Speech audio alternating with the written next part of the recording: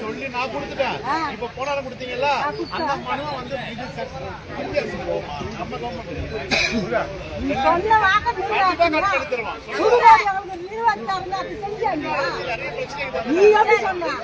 நாங்க வந்தோம்னா நாங்க சுடுகாடு கை உங்களுக்கு தீர்த்து கொடுக்குறேன்னு சொன்னோம்ல.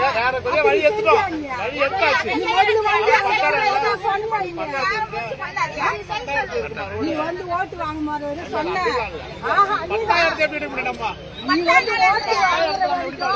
நாங்க வந்து உட்கார